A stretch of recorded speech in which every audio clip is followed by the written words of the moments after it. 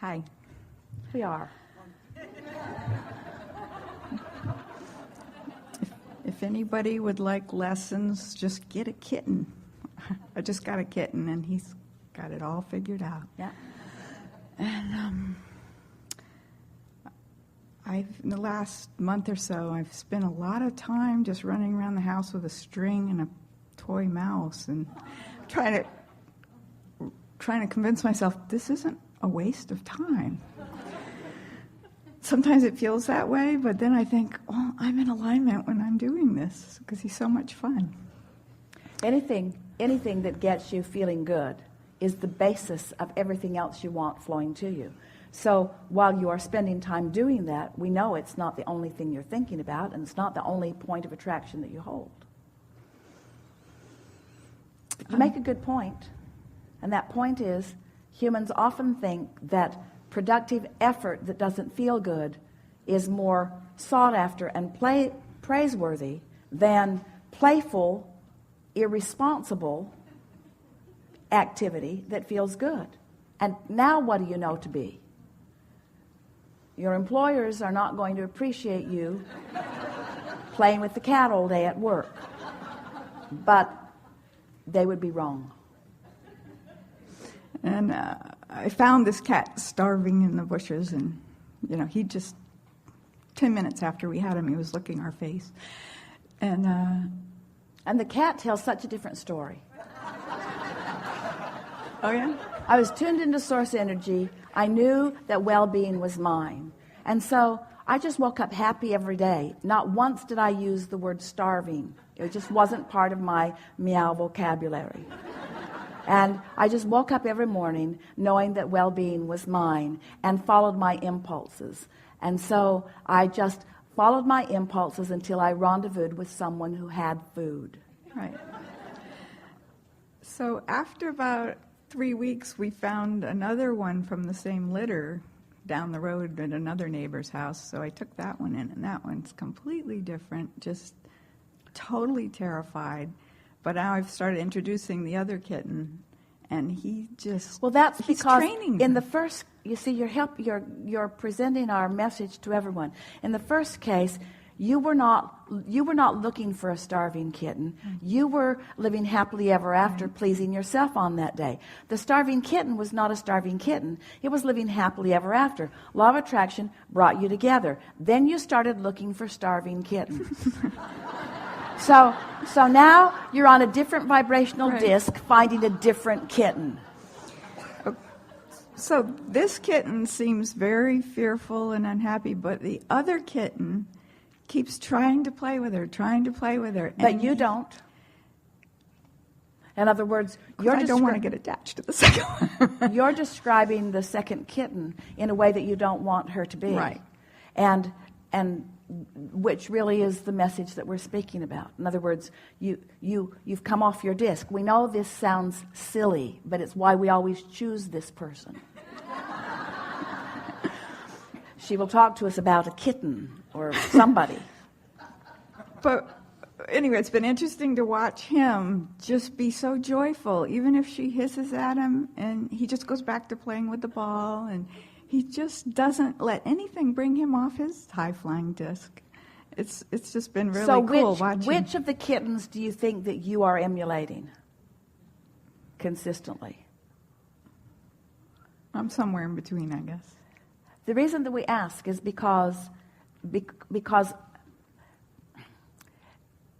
most important statement that we've made today, the most important statement that you will ever hear made, was the statement that we made earlier when we said, choose the disc based upon how it feels, not based upon the subject. Mm-hmm. And a lot of you were right there, you resonated with it. In other words, pick the way you want to feel. Don't pick the subject that you think will cause you to feel that way. Pick the way you want to feel. Pick the subjects because of their feeling content, not because of their reality content. Pick the subject, pick the vibration, and then let everything rise to the vibration. So you've got these two kittens. One pleases you in its happiness. One doesn't please you in its fear. And so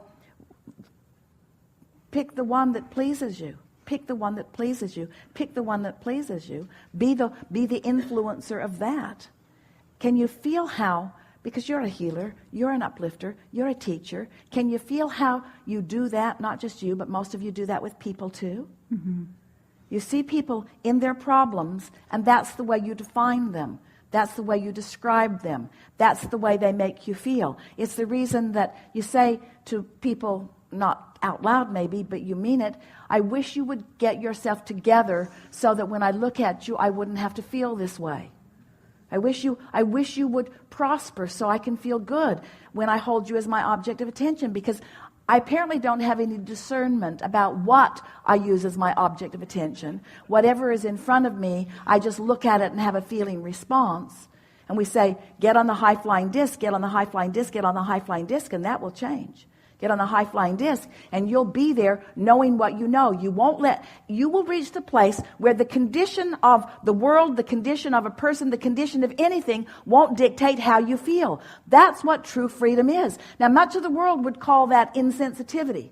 Much of the world would call that putting your head in the sand, because much of the world has found that they can motivate you to action by getting you to understand the depths of their despair. They want to motivate you into improvement, but you never get led to improvement from that way, you see.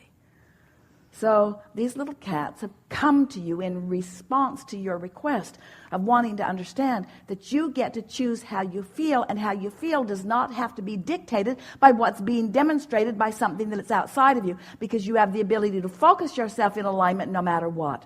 And what, in your very powerful opening words to us, what could be better than kittens? In other words, if there's somebody who can deliver a powerful message to you in a high-flying way, it's got to be a kitten. Yeah, really good. I was here last year, and I was dealing with...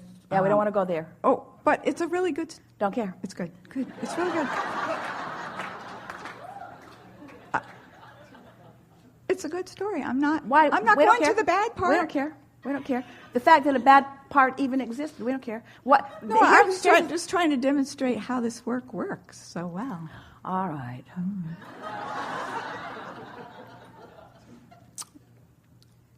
Do like one line about...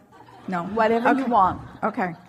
Well, last year my nephew was in a rehab. I'd just taken him to the ER and a detox. Okay, but let me just say, what she's saying is, I'm going to drag you through a really awful neighborhood, and we're going to come out to like a paradise place. But instead of just going to the paradise place, I think it's important for you to come through the horrible neighborhood. All right, I won't go. I'll just tell you what it is now. It's been a year. He's been sober for a year. Just got a new job. Isn't that good? It's all good, but we're really refining things here, aren't we? Aren't we really refining things here? We're really refining things here. And taking someone where they are doesn't include telling us where they've been.